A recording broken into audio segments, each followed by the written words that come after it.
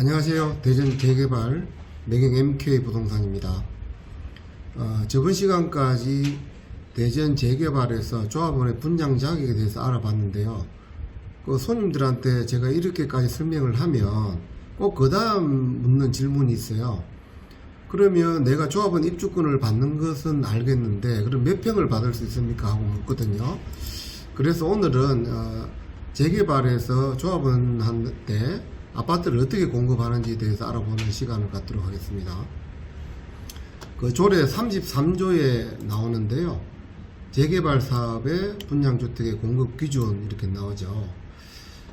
이거 이제 저번 시간까지 알아본 어떤 그 32조의 분양 대상이 되는 자에게 사업시행 인가일 기준으로 한 권리가액의 기준으로 공급한다 이렇게 되어 있습니다.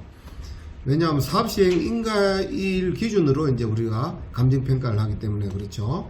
그러나 이제 사업시행 인가일이 아니고 관리처분 계획 인가 시에 이제 아파트는 공급자를 결정하게 됩니다. 여기에는 이제 세 가지 호가 나오죠. 여기에 대해서 이제 자세히 한번 알아보겠습니다. 먼저 1호입니다.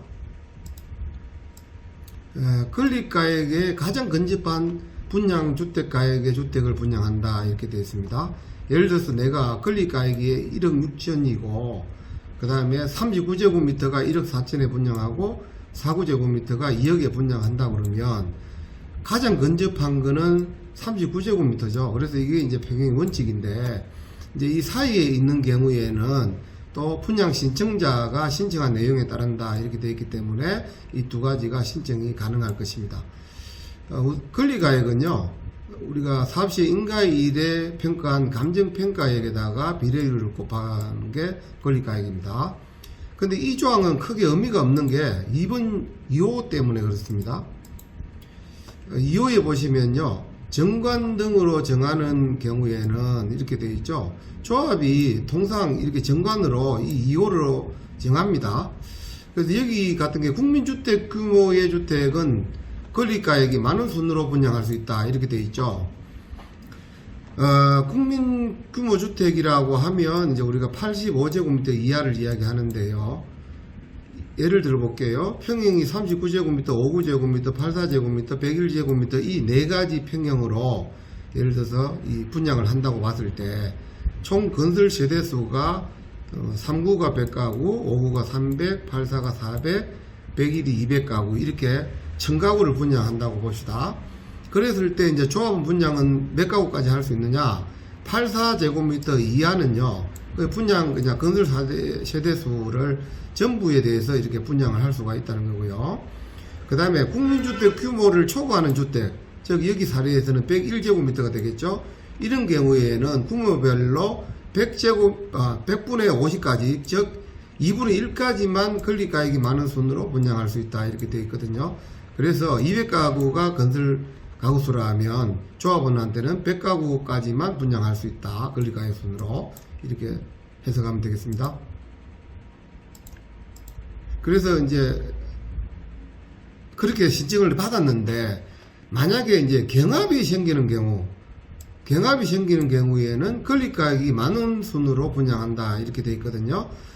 그래서 아까 살펴보신 것과 같이 1000가구를 분양하는데 조합원들한테 84제곱미터 이하까지는 뭐 100%를 분양할 수 있지만 실제로는 이제 RR 그러니까 이제 로얄층을 이렇게 분양하잖아요 조합원들한테.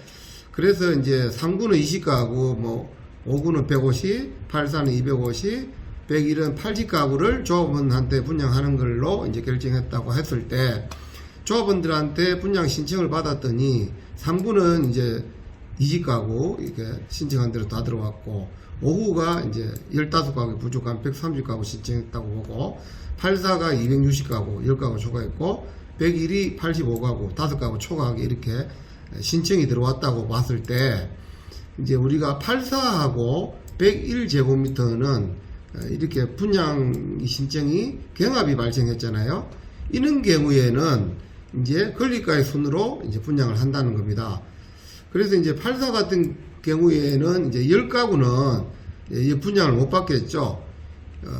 권리가액 순서가 251등부터 260등까지는 이제 이지망한 걸로 이제 받게 되겠죠. 그 다음에 이제 101제곱미터는 5가구가 이제 이지망한 대로 받게 되겠습니다. 그러면 이제 여기 사례에서는 이지망이 어떤 게 됐든지 여기에 15가구가 배정이 되겠죠.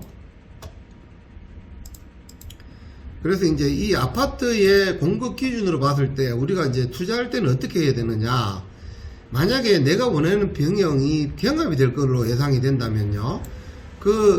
건설 세대수하고 그 평형의 건설 세대수하고 조합원들이 이제 얼마나 들어올 건지를 고려해서 이제 건립가액이 그 건설 조합원들한테 분양하는 그 세대수에 맞는 건립가액이 맞는 그런 좀 큰 물건을 매수하셔야 될 거고요.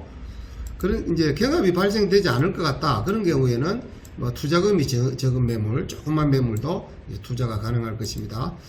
대전 재개발 구역에서 이제 우리가 건설 세대수가 조합원 수의 이제 한 2배 이상 되거든요. 그러니까 조합원이 한 30에서 35% 정도 됩니다. 근데 이제 건설하는 세대수를 잘 봤더니 84형이 한 30에서 35%, 그 다음에 이제 59제곱미터가 만 40%, 이 정도를 배치를 하거든요. 그래서 84제곱미터형까지는 건립가액이 아무리 적어도 우리가 받을 수 있다. 84형은 이렇게 보시면 될 것 같습니다. 그런데 이제 그 이상의 평형, 아까 살펴본 거는 101제곱미터, 그런 평형은 통상 이제 경쟁이 생기거든요. 그래서 이제 이 조합 내에 조합원의 건립가액을 이제 고려해서 좀 큰 물건을 매수해야 된다. 이렇게 생각하시면 되겠습니다.